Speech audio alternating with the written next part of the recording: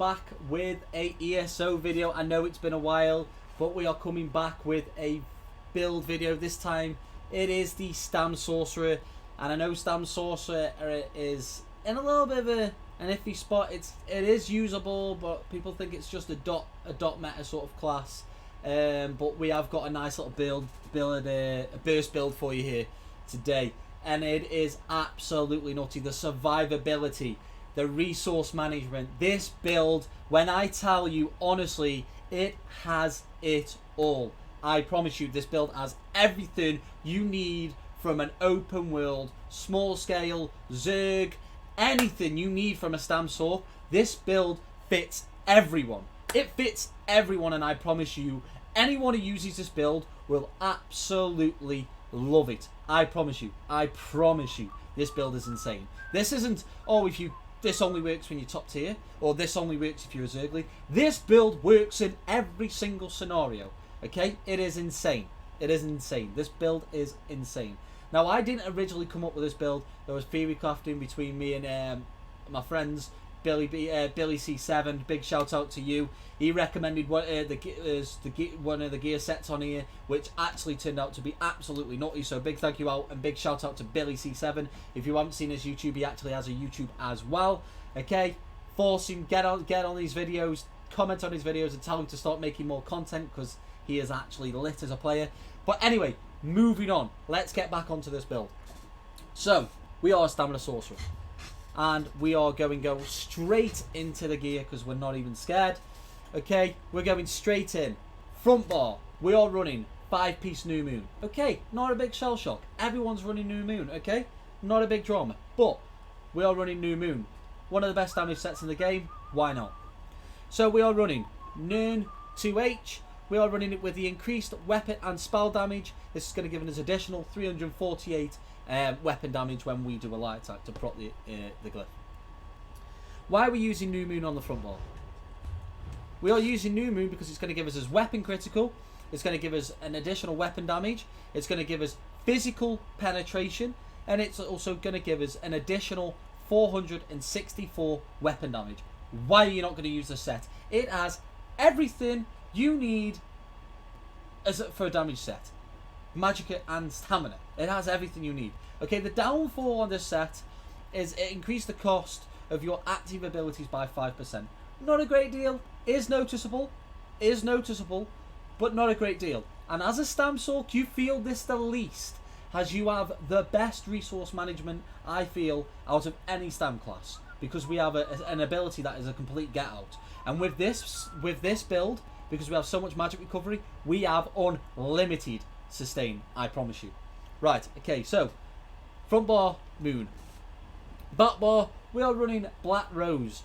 Okay, Black Rose, you don't necessarily need to be using Black Rose jewelry. Okay, you can use Master Jewelry for even more damage. I do actually recommend using Black Rose, but recommend using Masters for more damage. But I've deleted mine somehow because I'm a complete moron, and I've only got Black Rose. But Black Rose makes you insanely more tanky. Okay, so what's this gonna do? Why Black Rose? Black Rose is going to do, it deals damage, oh sorry, that's the quick cloak, sorry. Also, so basically dealing damage with Blade Cloak grants you Spectral Cloak for 2 seconds, reducing your damage taken and increasing your damage done by 6%. So it's reducing your damage taken by 6%, and it's also increasing your damage by 6%. Now they did change this, because it was when you casted, now it's when you deal damage. So you do have to get at least a proc, like 1 tick of Blade Cloak. But we are running a Dizzy build, and we're Stam Sorc, and we are a stamina build. So we are going to be proccing this, like it's going to get a tick. Okay? But again, personal preference, you could run Potence on this back bar as well. It's completely up to you. The back bar is a flex spot. Okay? But we are running Dual World on the back bar with a poison. Okay? Double bot poison. Any poison you want, that's personal preference also, but I like the double dot poisons, extra pressure. Monster set, now this is where everyone's going to go, Troll King. Yes, Troll King did get nerfed, but it works perfectly with the other 5-piece set that we have got on to give us insane survivability. Okay, so yes, we are running 2 Troll King. It did get nerfed. It used to give you 1000 plus, I think, health recovery. Now it only gives you 893, but it's still a significant amount, and you do notice it. It's still a very good set and very viable. And plus, I was never carried by Troll King before, so it was never really a carry for me. So whatever it does now is just a perk. It's just really good. And are we ready for the 5-piece set? Let's go into it. The 5-piece set is nutty. Let's go. We are going with Eternal Vigor. Now, I know everyone who's like a top tier player is like, oh yeah, Eternal Vigor's it's obvious. Okay, not everyone knows about this. Not everyone. This is a new set. Okay, come out this patch. It is absolutely phenomenal. It is a phenomenal set, and let's go into why. It gives us 124 magic recovery. Okay, why do we need magic recovery? Dark deals. It gives us 124 stamina recovery. Okay, we're a Stam class. We need stamina recovery. It gives us 1,357 maximum health. Okay, big chunk of health. Can't go wrong with that on a Stam class. And then also, it adds 325 stamina and magic recovery while your health is above 50%. Okay, this is huge. This has just given us an extra 300 recovery just for having it on. Like, what? And it's like Magicka as well. We have insane Magicka sustain. Dark deals forever. Literally, it's insane. Anyway, moving on. Then, while your health is while your health is above 50%, okay, but adds 976 health recovery while your health is below 50%. When you need it, below 50%, yeah, you need it at that point, you get an additional 976 health recovery. Okay, that on top of Troll King is giving you an insane amount of health recovery, and I will show you the stats at the beginning of the video. Actually, I'll put a screenshot of the stats at the beginning of the video. One of the buffed weapon damage, and one of the health recovery buffed. Okay, I think the health recovery was without a pot. Okay, so if you put a pot on top of that, it's actually 4k health recovery, which is absolutely insane. Okay, so how we're running this is we are running Eternal Vigor jewelry, okay, and then we're running, because we're running 5 heavy, and then we're running Eternal Hunt feet, Eternal Vigor feet, and then we're running Eternal Vigor chest. Okay, feet and chest with jewelry, that gives us a 5-piece. Then the rest are New Moon with the 2H, that gives us as 5-piece on the front bar. Okay, and it just works out awesome. Okay, so I am all well fitted. Other than the 2, I have basically 1 impen on the head. I have 1 reinforced just to give me them resistances. I have well fitted, infused to give me that max stamina, and you'll understand why when I show you the stats. And then again another well fitted, because we are going to be dodge rolling a little bit on this build. Yes, we are heavy, therefore we do actually need a little bit more into well fitted, because the cost reduction is not in heavy. Jewelry, we are going 1 robust just to give us the max of stamina that I wanted to achieve minimum, and then we are running 2 infused weapon damage, which is going to give us as nutty weapon damage, which we have 5.1k weapon damage on this build. So it's just absolutely nutty. It's strong. It's strong. Okay, so that is the gear. What are we? We are running the steed. The steed is going to be giving us this 10% movement speed. On top of that, as an orc, we're just moving real quick on this build. And then we have in another additional 238 health recovery, which is just stacks lovely, absolutely stacks lovely. Then we're using Artaeum takeaway broth, which is going to give us maximum health. It's going to give us another 346 health recovery. Then it's going to give us max of stamina, and it's going to give us stamina recovery. Everything we need in this one food. Yes, it's an expensive food, but it is well worth using. If you haven't got this, Dubious Camera Phone will work perfectly fine. Okay, but you will just have that less health recovery, and it won't be as strong as its full potential. Werewolf is irrelevant. can run werewolf on the back bar if you want, okay, but it's completely irrelevant for me because I don't use it, okay. So let's have a look at the consumables actually before we digress into the actual stats. Consumables, I'm using tripods. Between tripods and immovable pots, it's completely up to you. It's situational, to be honest, but if you use tripods, you will literally never ever ever ever ever ever ever run out of sustain. It is impossible, because when you pop it, if you do $1 million deals, okay, with the stats that you'll see in a second, okay, if you do $1 million deals, you pop a tripod, it gives you 4 magic again, you can do $1,000 more dart deals, okay. It's just incredible sustain, Immovable pots is really good if you're working in a small group or you plan on bursting someone and you don't want to get CC'd. What you do is you pop an immovable pot and it allows you to then get the 2 dizzying swings that you want off to create the maximum damage to then drop your DB. Okay, that's why the immovable pots are quite useful for when you want to go on the offensive, so you don't get CC'd mid-dizzy and then you're stuck on your front bar, then you get slapped, and then, yeah, all that sort of good stuff. So that's why immovable pots are really, really good for the offensive. Okay, so we've gone through the slottables, we've gone through the gear. What else do we need to go through? Let's go through the skills. Skills next. So, front bar. We are running Streak. Okay, this is going to give us a CC if we can't land the dizzy. Okay, it's going to give us a CC, and it's also going to give us an oh shit getaway, get a little bit of distance if we've got a lot of people on us. Okay. Camouflage Hunter. Okay, this is here. Well slotted, you gain major savagery, increasing your weapon critical rating by 2,191. You also gain minor berserk for 5 seconds after you deal critical damage from a flank, or increasing your damage by 8%. Okay, so if I manage to get a dizzy off, now dizzies are quite tricky, but people are always moving. Now 90% of the time, you will actually hit dizzy, not very rarely full front on. It will actually be like from a flank or while they're moving round. So you have a big chance of proccing this berserk, okay? And now this also means Hurricane. Hurricane can hit them and crit them from any angle, wherever they are. If they're rotating around you, you can proc this buff, okay? It is worth having on because it gives you a great deal amount of damage. And I really don't see another ability that I would replace this with. Forward momentum, this is going to be our snare removal, so this active removes all snares and immobilizations from you and grants you immunity for 4 seconds. Also, this is going to be our major brutality, increasing our weapon damage by 20%, as well as giving us minor endurance, increasing our stamina recovery by an additional 10% for 20 seconds.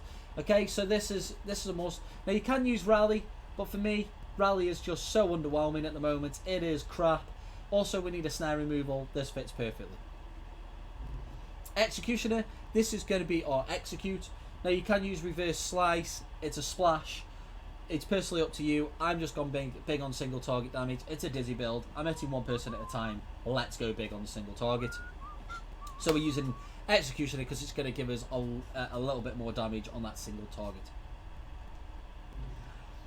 Dizzy and Swing is going to be our main DPS on this. Now, Dizzy and Swing is tough to use still, even though it's been sped up and it's this and that. Okay, it is a little bit cheeky to use open world when you've got multiple people beating down on you and you've got to wind up a Dizzy on your front bar with less resistances and everything. So you've got like everything to lose at that point in the middle of that Dizzy and Swing. Okay, for those people that say Dizzy and Swing is a non-skill ability, you need to go chuck yourself out or a very high window. I'm joking, don't do that, but look at yourself because there's something wrong with you. Basically, this is a really very strong ability, I will show you how to use this ability effectively and how to get the most damage out of it. It is not pressing it over and over and over and over and over again. That is not the best way to use this ability. I will show you the most efficient way to use this ability, and again, I also got prompts from friends Billy C7, actually, again, dropping his name in. He actually showed me this rotation, the best way to use this Dizzy and Swing, because I did take a big break off this game and I became low-key a noob. So, yeah, this rotation, I'll show you on the test dummy. It is actually the best way to use Dizzy and Swing, so we'll go through that in a second. Front bar ultimate is Dawnbreaker of Smiting. Okay, this is going to be our big, hard-hitting damage ability. Everyone knows Dawnbreaker Smiting. It is a bit of a pain in the ass that you can't animation cancel it anymore. I do know that's an absolute pain, but it's still very viable, still hits like a truck, and it's still awesome against multiple people. The drama I do have about this is if people are too close to you, it just misses them. It completely just goes straight through them. My apologies. Yeah, it'll go straight through them. Okay, so it can be a little bit touch and go sometimes. So you've got to watch that spatial distancing. Make sure they're in that cone. But other than that, this ability hits really hard. Now you can use, if you don't want to use this, you can use Onslaught. There is no reason why you can't use Onslaught. It ignores their physical resistance. It hits hard. It's big on soul target damage. So yeah, personal preference, use Onslaught or Dawnbreaker. It's up to you, completely, entirely up to you. Both very viable. Let's go to the back bar. I apologise if this is going on quite long, but I really wanted, first build video back, I really wanted to go in depth with actually going through the abilities. So, buff bar, we are looking at Hurricane. This is going to be our physical resistance and spell resistance buff, okay, by 5.2k, and it's also going to be doing a little bit of a dot over time. Nothing insane, to be honest. But this is mainly here for the buff, and it also gives us some mobility when we cast it. Quick Cloak, okay, this is going to be another dot, also giving you gaining major evasion for 14 seconds, reducing your damage done by area attacks. It actually does a lot more than you think. He was very surprised on how much AoE is in the game. Every 2 seconds, the Chappelle will pulse and dealing 1k physical damage. Okay, it's not there for the damage. The damage is meh. Okay, but you also gains you major expedition for 4 seconds, increasing your movement speed by 30%. So it's good for increasing your movement speed. Also, this is the ability that is proccing our Black Rose. Okay, back bar, Resolve with Vigor. Okay, this is going to be our heal over time. Dark Deal, this is going to be our resource management / burst tool, burst heal tool. Okay, this does give you, so Boggle the Darkness to restore 9,670 health and 3,600 stamina instantly, and then an additional 2,380 stamina over 20 seconds. Okay, so it's going to give us nearly a 10k heal off the burst. So what happens is, you get burst, yeah? Dodge roll into a Vigor, which procs your Troll King. You're below 50%, so your Eternal Vigor is now procced. So you're just now sitting at 4k health recovery, yeah? And then you do a Dark Deal, a 10k heal. Trust me, you're back to full health. You are having no dramas in healing. Trust me, it is insanely powerful. Back bar. Now, if we don't have enough healing, we've gone with Blood Craze on the back bar. This is now going to do, it's going to go 2.2k physical damage with each weapon, and causing them to bleed for an additional 7,610 physical damage over 10 seconds. So a nice little dot. This is actually stronger than you think. Yeah, so it hits them with initial damage, and then it puts a nice little dot on them. Also heal you for 7,755 over the duration, so over 10 seconds. Okay, it's an additional heal income. You cannot complain, and it's a nice dot. It's a good opening ability. Back bar, we are with Temporal Guard. This is where you can change it out for Werewolf if you wanted to go Werewolf. Temporal Guard, I prefer me just because of the 8% reducing damage. It's just really, really strong. That 8% damage reduction is just insane. And also, you'd be very surprised on how much this ult has actually saved my life. Rewinding back a couple of seconds and actually getting me out of a load of poo. So you rewind back, cast a dark cloak, cast a quick cloak, do a streak. You've made enough distance. You can actually toes forever. Okay, so yeah, I love Temporal Guard. It's good ability, and it also gets me out of a lot of crap sometimes. Okay, so that is the skills. We go through the gear. Let's go for the champion points real quick. Again, champion points is personal preference, so I'm just going to blast through these. Champion points can be however you want them. This is what works for me, might not work for you, all that sort of good stuff. You've heard me say it 1,000 times. Okay, just pause the video exactly where you want to see on the CP tree. I just blast through it. I don't really want to explain all the CP tree because it's, yeah, there's a lot of background activity in the CP tree, and a lot of it's self-explanatory why I'm putting in Stam recovery in the CP tree, because I want Stam recovery. Okay, let's blast at the stats at the moment. So defensively, let's have a look at what we're looking like defensively. We are sitting at 21k physical and spell resistance with 2.8k crit resist. Okay, nice basic defensive sets there. We're not exactly that squishy on this build. Okay, we've got good healing. We're not exactly a tank, but we are tanky enough. Okay, let's look on the front bar. So front bar, we are looking at base, basically 4.3 weapon damage, 1.6 spell stamina recovery, which is really high on a Stam Sorc. We are looking at 1.4 health recovery just at base, and then we are looking at a 1k magic recovery without a pot, without any buffs. Okay, and that allows us to do unlimited dot deals. We only have 30k max stamina, but it isn't going to cause you a drama. 30k minimum is what you want on this, which is why we've gone 1 robust on the jewelry. But the stats on this build are just nuttily insane, and it is spot on. It is literally, if I was to change anything on this build, I wouldn't, because it's literally perfect. It's literally everything. It's got everything you need in this build. Right. Okay. I'll just show you the buffed without continuous weapon damage. So without continuous, we're sitting at a 4.7. Put a continuous on top of that, and you're looking at 5.1 weapon damage, which is huge. Okay, let's have a look at the recoveries fully buffed. If we drop off a pot. Okay, we're looking at 1.2 magic recovery, 1.8 stam recovery, and 1.6 health recovery. You cannot complain with them stats. You cannot complain with them stats. They're insane. They're insane stats. So let's go through the dizzy rotation that I said I was going to go through. Okay, dizzy rotation. Ideally, this is how you want to play it out.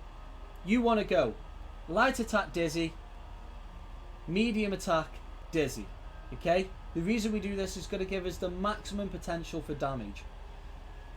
Now, what this is going to look like is this: light attack dizzy, procs off balance, medium attack procs to CC into a dizzy. Okay, let me explain why we do this. Light attack dizzy, procs off balance. Then we do the medium attack. When you do a medium attack, it sees the enemy. It CCs the enemy because they're off balance. Now this is going to CC them and then pretty much guarantee the second dizzy and swing. Now, what a lot of people doing, and what I did at the beginning, is because dizzy actually does a CC on the second dizzy and swing if they're off balanced, as they were casting 2 dizzies in a row. Now the drama with that is, it's very hard to get that second dizzy off. And also, you lose a little bit of DPS when you actually do it smarter. So a lot of people do dizzy again, okay? But you lose a lot of damage. Ideally, you want to go light attack dizzy, into a medium attack, into a dizzy. Yeah? This is going to be the most effective way to use dizzy and swing for the most potential damage you can get on this build. Okay, quickly we'll just go over the opening damage, the way I like to damage. So I'd buff up, I'd run up to the enemy with a heavy attack, land the heavy attack, rending slashes onto the bar swap, okay, and then I'm going into the light attack, dizzy and swing, into the medium attack, dizzy and swing, into the Dawnbreaker, into the executes, okay? And that's exactly how I'm going to do my burst. I see an opponent, I'm going to buff up, run up, wind a heavy attack up, rending slash bar swap, into a light attack dizzy, into a medium attack dizzy, into a dizzy Dawnbreaker, into executes. Okay? And that is pretty much how you will run this build DPS wise. And that is pretty much it for the build. I think I've pretty much covered everything. This is, I know it's a big video and it's longer than normal. I do apologise, but I wanted to explain everything in detail. And I just hope you enjoyed the video. Please like and subscribe to the channel. Also, if you haven't already checked out my Twitch channel, it's exactly the same name as my YouTube. Come over, I stream there every day. Just come over, whack a follow, and I hope I catch you on stream. But yeah, peace out. Thank you for watching the video. I hope you enjoy.